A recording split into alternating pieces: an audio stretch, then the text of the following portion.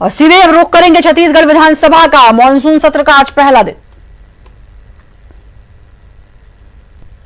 86 से 98 तक राज्यसभा सदस्य रहे। ये 98 में रायगढ़ लोकसभा क्षेत्र के सांसद निवासी थे। दिनांक 1 नवंबर 2020 को नव गठित छत्तीसगढ़ राज्य के प्रथम मुख्यमंत्री बने। सन 2004 में महासमुंद लोकसभा में 1 से निर्वाचित हुए तथा बरवाई विधानसभा क्षेत्र से 2003 तथा 2008 में कांग्रेस पार्टी के टिकट पर छत्तीसगढ़ विधानसभा के सदस्य रहे। 2018 में बरवाई विधानसभा क्षेत्र से जनता कांग्रेस के पार्टी से छत्तीसगढ़ की वर्तमान पंचम विधानसभा के सदस्य चुने गए। उन्होंने प्राध्यापक IPS सांसद राजनेता तथा छत्तीसगढ़ के प्रथम मुख्यमंत्री के रूप में राजनीतिक सफल तय करते हुए प्रदेश में तथा देश में अपनी एक विशेष पहचान बनाई। जो कमजोर वर्गों के विशेषकर अनुसूचित जाति, जनजाति, अल्पसंख्यकों एवं पिछड़ा वर्ग के विकास के लिए सतत संघर्षरत रहे। प्रदेश में उनके योगदान को सदैव याद रखा जाएगा। उनके निधन से देश एवं प्रदेश में वरिष्ठ राजनेता, कुशल प्रशासक तथा समाज सेवी को खो दिया। श्री देवी प्रसाद जी का जन्म 28 जून 1949 के ग्राम चक्रवाल तत्कालीन जिला दुर्ग में हुआ था। उनका मुख्य विषय कृषि था। वे छात्र जीवन से राजनीति में सक्रिय रहे। वे ग्राम पंचायत जुड़ना के सरपंच तथा चक्रवाल पंचायत के सरपंच रहे। उन्होंने सतनामी समाज के वार्ड पद का दायित्व संभाला। कांग्रेस पार्टी के टिकट पर तत्कालीन नारा विधानसभा क्षेत्र से 1980 प्रथम बार विधायक अविभाजित मध्य प्रदेश विधानसभा के सदस्य चुने गए। तदंतर नारा विधानसभा से 80, 93, 98 अविभाजित मध्य प्रदेश विधानसभा के सदस्य निर्वाचित हुए। उन्होंने अविभाजित मध्य प्रदेश में राजस्व, धार्मिक न्याय और धर्मस्व, स्वास्थ्य एवं परिवार कल्याण राज्य मंत्री तथा विमानन जन शिकायत विभाग के मंत्री पद का दायित्व संभाला। छत्तीसगढ़ राज्य गठन के पश्चात नवगठित छत्तीसगढ़ में वन पर्यावरण मंत्री बने। उनकी शोषित लोगों के ऊपर उठाने तथा समाज में विशेष अभिरुचि रही। उनका दीर्घकालीन राजनीतिक जीवन प्रदेश की आम जनता, पिछड़े वर्ग एवं गरीबों की भलाई तथा समाज सेवा के लिए समर्पित रहा। उनके निधन से प्रदेश में वरिष्ठ राजनेता, कुशल प्रशासन तथा समाज सेवी को खो दिया। श्री बलिहार सिंह जी का जन्म 15 जुलाई 1928 को बंगूवाल पंजाब में हुआ था। उन्होंने NLB तक की शिक्षा प्राप्त की तथा मुख्य व्यवसाय वकालत था। उन्होंने सन 42 के सत्याग्रह आंदोलन में भाग लिया। सन 60 में नगर पालिका के पार्षद तथा सन 85 में अध्यक्ष चुने गए।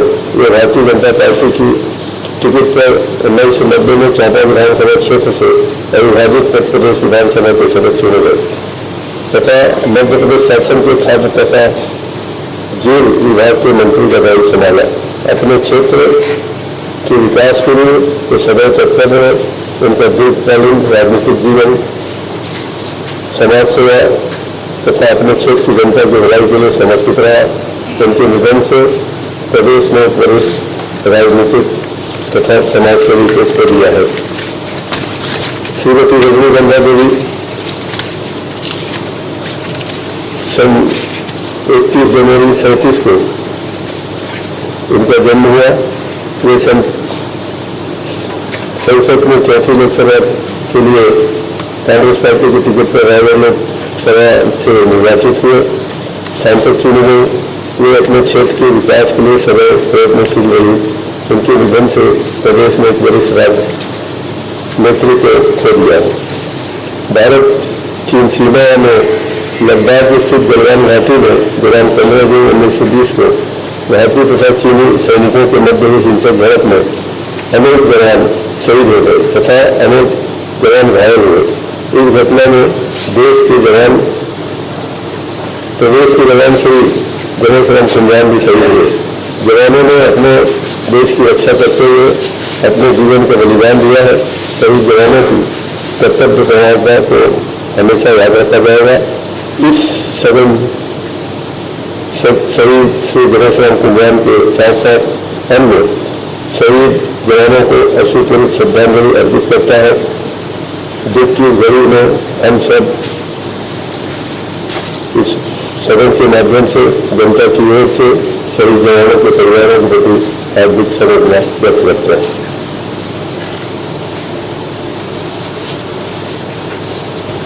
माननीय अध्यक्ष महोदय, बजट सत्र से और पावर सत्र के बीच में हम लोगों ने अपनी अनेक ज्योतियों को, सांचों को खोया है। जोगी जी इसी विधानसभा के सदस्य रहे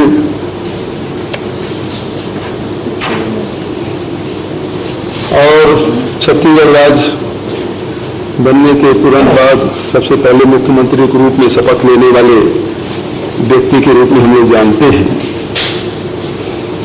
बहुत ही प्रतिभाशाली जोगी जी रहे। उन्होंने इंजीनियरिंग की पढ़ाई की, LLB की पढ़ाई की, IPS रहे, IAS रहे, सबसे लंबे समय तक कलेक्टर रहने का भी रिकॉर्ड उनका रहा है। साथ ही राज्यसभा सदस्य भी चुने गए, लोकसभा के सदस्य चुने गए, कांग्रेस के प्रवक्ता रहे।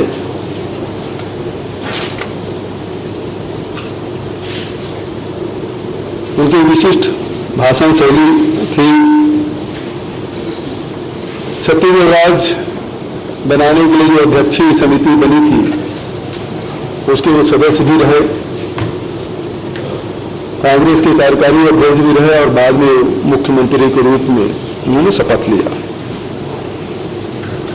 मुझे याद है अध्यक्ष महोदय, जब जसपुर हॉल में RKC में जब पहली विधानसभा सत्र आहूत की गई थी और उस समय उन्होंने जो भाषण दिया था जिसमें उन्होंने कहा था, हाँ मैं सपनों का सौदागर हूं। तो सपने देखते थे अध्यक्ष महोदय, सर्वहारा वर्गों के लिए हमेशा वो लड़ते रहे। महंगाई से लगातार वो प्रतिनिधित्व भी किए। उस समय सूखा पड़ा हुआ था, छत्तीसगढ़ राज्य बना और सूखा भी पड़ा हुआ था और उस समय मुझे राजस्व और सूखा राहत विभाग भी दिया था। नया राज्य बना था, कोष खाली था, उसके बावजूद भी लगभग 15 लाख मजदूरों को लगातार रोजगार देना, पानी की व्यवस्था करना एक बड़ी जिम्मेदारी थी और हम सब लोगों ने मिलकर किया। और उस समय उनके वित्त मंत्री के रूप में RC सिंहदेव साहब भी थे, चौधरी जी, बहुत सारे साथी अभी जो वर्तमान में यहाँ है उस समय उस मंत्रिमंडल में थे। सत्यनारायण जी, गणेश साहू जी, ताम्रध्वज साहू जी, डॉक्टर प्रेमसाय सिंह जी, MP शुक्ल जी, ये सब अकबर जी, बहुत सारे साथी हैं जो अभी भी वर्तमान विधानसभा में उनके जो सदस्य हैं वो उस मंत्रिमंडल में थे। धर्मजीत जी उस समय विधानसभा के उपाध्यक्ष हुआ करते थे। आदरणीय अध्यक्ष महोदय, उस समय जो छत्तीसगढ़ की अर्थव्यवस्था की नींव जो डाली गई और यही कारण है कि जो 3 राज्य बने उसमें सबसे अच्छा वित्तीय प्रबंधन हमारा छत्तीसगढ़ का रहा। तो नींव अच्छे होने से मकान अच्छा बनता है और ये बात सिद्ध हो रहा है। वित्तीय प्रबंधन बहुत अच्छे ढंग से रहा। अध्यक्ष महोदय, हम लोग इसी सदन में अनेक बार उतार चढ़ाव के दौर भी देखे, उनके भाषण हम लोग सुनते रहे। उनका लंबा अनुभव भी रहा लोकसभा और राज्यसभा का, उसका भी लाभ हम लोगों को मिला है। उनके साथ काम करने का अवसर मिला और अनेक स्मृतियां उनके साथ हैं। आप भी उनके साथ काम किए हैं। तो हम सब ऐसे कोई सदस्य यहाँ नहीं हैं जिनका उनका व्यक्तिगत अनुभव ना हो, अच्छे भी रहें, बुरे भी रहें।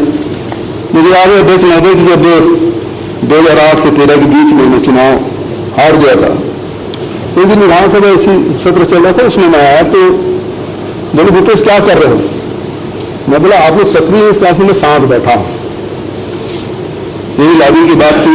उसके बाद वो हाउस आ गए, मैं सदस्य सुविधा शाखा की तरफ चला गया। जब लौटे अचानक फिर से मुझसे मुलाकात हुई। कार में बैठते बैठते उन्होंने कहा भूपेश तुम चाहे पक्ष में सक्रिय रहो चाहे विपक्ष में सक्रिय रहो, सक्रिय रहते तभी अच्छा लगता है। तो बहुत सारी बातें हैं अध्यक्ष महोदय जो हम सबके जीवन में उभर आती है। जो भी सत्ता में रहे तब चाहे विपक्ष में रहे तब राजनीति जब तक वो सक्रिय थे तब तक राजनीति उसको इर्द गिर्द ही परिक्रमा करती थी। हमेशा वो सेंटर टाइम पर रहते थे राजनीति। मरवाई जैसे सुदूर अंचल में जन्म लेकर प्रदेश की और राष्ट्रीय राजनीति में उनका दखल होना निश्चित रूप से उनकी जो जिज्ञासा है, जो उनकी इच्छा शक्ति है और उनकी जो सक्रियता है, वो हर परिस्थिति में सक्रिय रहते थे। बहुत मेजर एक्सीडेंट हुआ था, मेडिकल साइंस को भी उन्होंने फेल कर दिया। मेडिकल साइंस भी कहते थे जो परिस्थिति है, हार्ट का ऑपरेशन, ओपन हार्ट का ऑपरेशन और उसके बाद इतना मेजर एक्सीडेंट, इसके बाद कोई मेडिकल साइंस ये नहीं कहता कि 10 साल से ज्यादा जीवित रहेंगे। लेकिन अपनी दृढ़ इच्छा शक्ति से उन्होंने उस मेडिकल साइंस के भी जो बातें हैं उसको भी उन्होंने झूठा साबित किया और अंतिम समय तक तो भी वो सक्रिय रहे। पिछले सत्र में भी वो आए थे और हमेशा अच्छे सुझाव पूरे इस 1.5 साल में उन्होंने बहुत ही सक्रिय भागीदारी की। और मुझे याद है आखिरी कोरोना के कारण से अब कोई सार्वजनिक कार्यक्रम तो होता नहीं अध्यक्ष महोदय। 10 फरवरी को केंद्रा जिला जब नया बनाया उसका कार्यक्रम हुआ जिसमें आप भी सम्मिलित हुए थे। उसमें जोगी जी से मिसेज जोगी भी थी, संक्षिप्त नेताजी भी उस कार्यक्रम में उपस्थित थे और उस समय बहुत वो प्रसन्न थे। उन्होंने कहा अपने भाषण में, मैं भी मुख्यमंत्री रहा लेकिन मेरी इच्छा थी बनाने के, लेकिन नहीं बना पाया। 20 से 15 साल भी हम लोग कोशिश करते रहे लेकिन नहीं बना। लेकिन ये तुमने बनाया उसके लिए मैं तुम्हें बधाई देता हूं। अध्यक्ष महोदय उस दिन बहुत प्रसन्न थे। मैं समझता हूं कि छत्तीसगढ़ में कोरोना के कारण से वो आखिरी बड़ी सभा थी। उसके बाद तो आजकल तो वर्चुअल ही चल रहा है, छोटी मोटी बैठकें हो रही है, कानूनी सभाएं तो तब से बंद है। तो हम लोग शासकीय जो कार्यक्रम है 10 फरवरी का आखिरी बड़ा कार्यक्रम था जिसमें आपके सहित योगी जी और सब लोग हम लोग सम्मिलित थे।